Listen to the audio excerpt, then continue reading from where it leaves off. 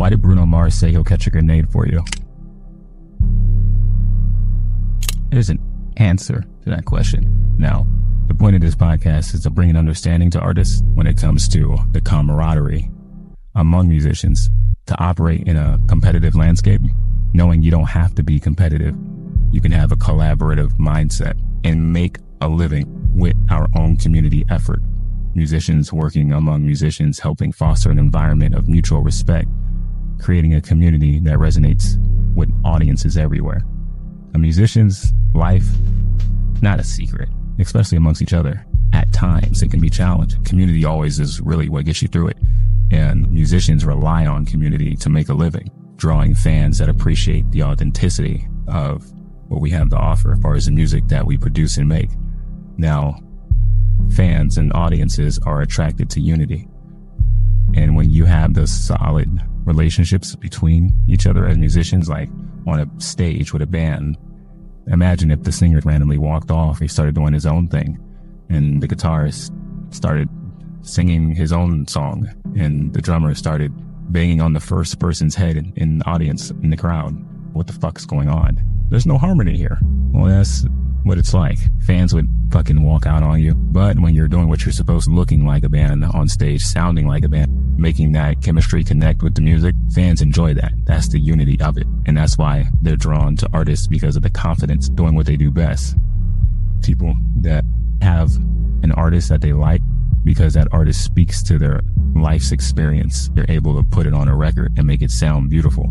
Because you can vocalize that in a way that relates to others, they support you because of it. So there's an importance of respect in the music industry. Creativity flows and the emotions resonate. The foundation of a community lies in a mutual respect among artists. So back to that band on stage that everybody is liking because of the unity between them. It's an all-around unity that attracts for an individual expression to a fan appreciation, attending that ecosystem where artists, producers, and promoters and fans intersect. What we're doing with what we're doing is kind of transparent because of social media, and fans like that nowadays. It used to be like the mysterious vibe of an artist. We don't really have that too much anymore because fans want to be incorporated in the creation process with the artist. They want to see behind the scenes, ask the artist questions. They want to talk to their favorite artists because it's possible now, especially with social media. It's not a thing of the past to where you can't reach out to the artist because they're on TV and they'll never know you exist. No, they're going to see you maybe in a comment on Instagram or YouTube and possibly be able to get an interaction. And that interaction from that artist to the fan, it could mean so much that that fan becomes a supporter to the artist, or you.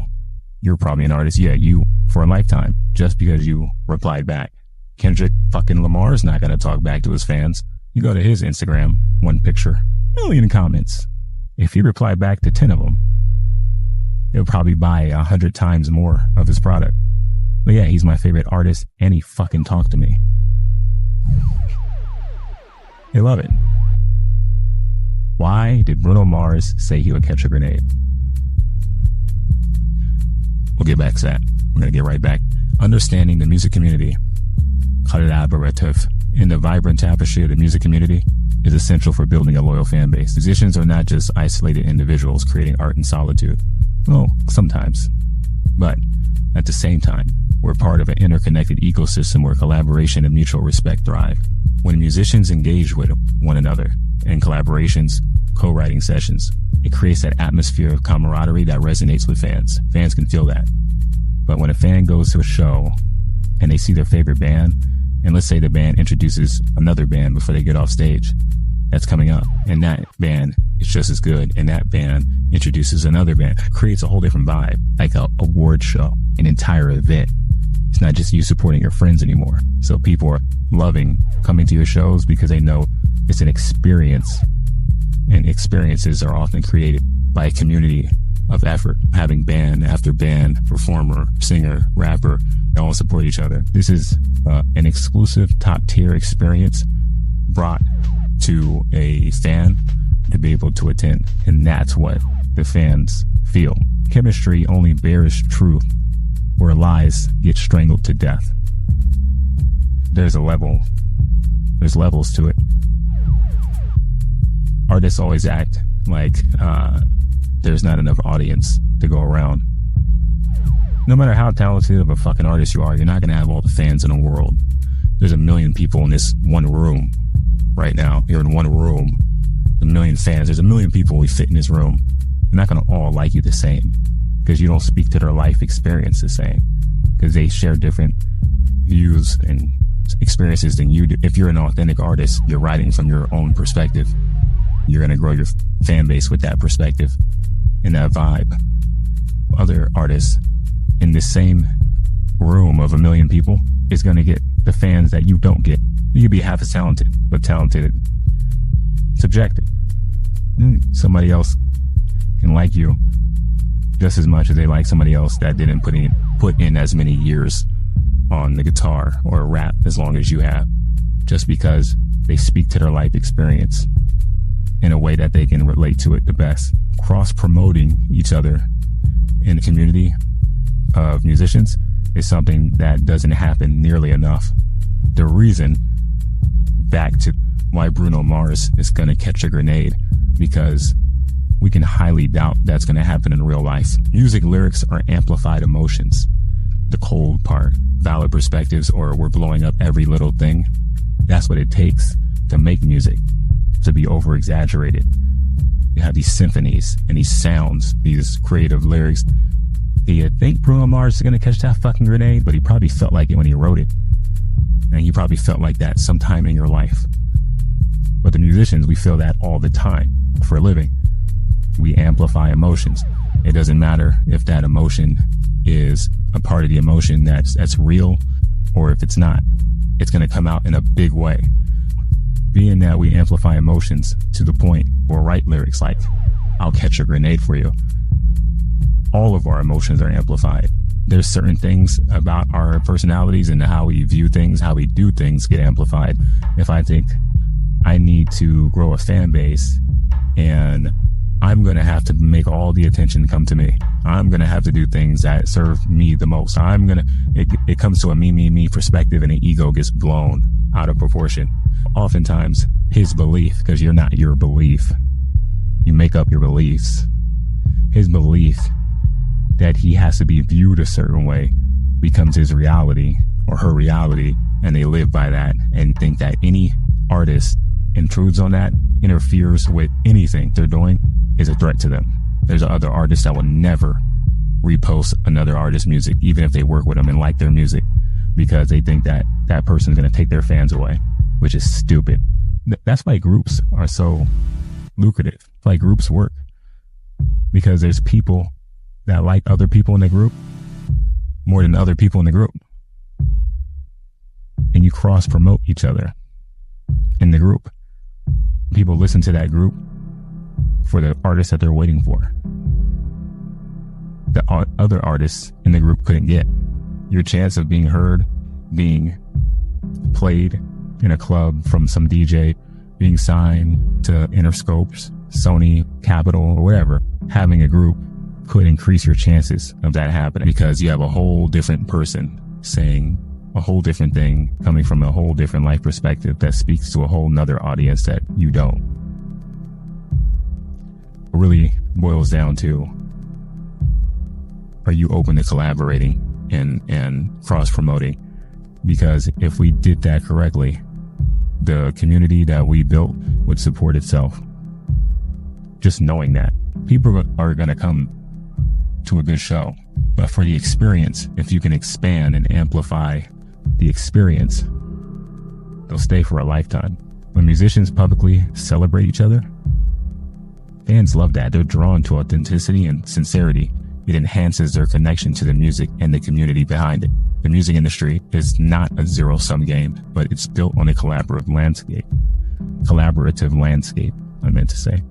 I think we should be creative with fostering respect and cooperation among musicians, as we are with making music.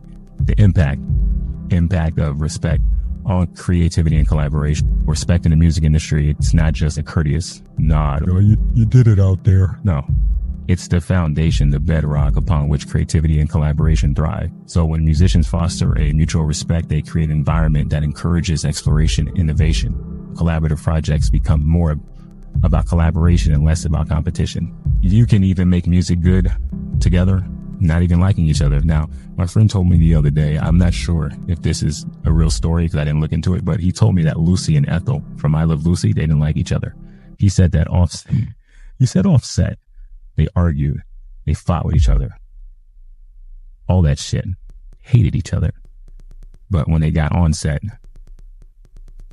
you would never know. Think it's cool. But obviously, the money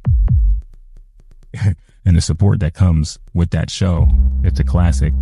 It probably allowed them to live a lifestyle where they were like, yeah, I don't care. So much money involved. I'm going to deal with it.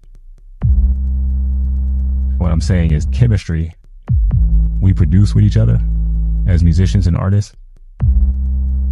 If we put the chemistry before the personal aspect of it, it would be doing regular business, knowing we have a desired outcome of money, cultivating career, doing things the proper way, not letting our egos get involved because we think that the ego sells, but it doesn't. It actually inhibits, and we would actually probably be more happy.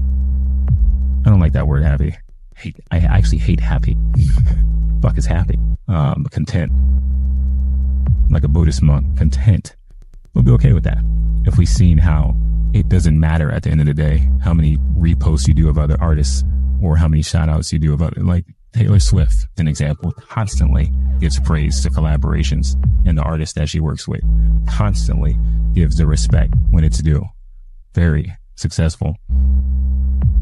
She's not the only one. Do your own research and find out if you can't support artists that you share struggles with, then how can you support a fan base that relies on that same kind of support?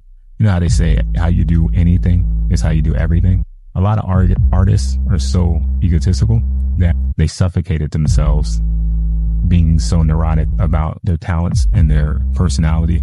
They didn't know if you focus on somebody else besides yourself, you would pull yourself out of a bad situation. We amplify, we blow up our emotions to the point they become bigger than us. So whether it's a feeling of failure, feeling of sadness, feeling of anything, it seems overwhelming and you can't beat it, but you can. Everything you think is not true. Everything you think is not true. We have to monitor our thoughts as musicians because those same thoughts are what get people to quit, get people to give up easy. The list goes on. There's a very slim lifeline that comes with being an artist, especially if you don't conduct yourself right. Be easy. Okay? Fan perception. Fans appreciate respectful artists. They can sense that. They can sense a egotistical artist. Not too attractive. You may win over some people, but only for a limited time. They always have vital respect. Their favorite musicians who demonstrate respect toward their fellow musicians. It just makes the most sense. Everybody likes friendly people. Why wouldn't you want your artist to be friendly? I know people who have been fans of artists until they met them, loved their music, would buy anything they ever put out, ever. Met them in person. I was like, oh, this person is an asshole. Never supported them again. They can feel cutthroat, but it's true. We covered enough in this portion. It goes a long way. We're going to grow an audience, grow camaraderie between artists, among the musicians that you work with. Support them. They support you. And those are your first fans. The people, the artists around you. Those are your fans first. And then every other fan comes after. My Music Publisher.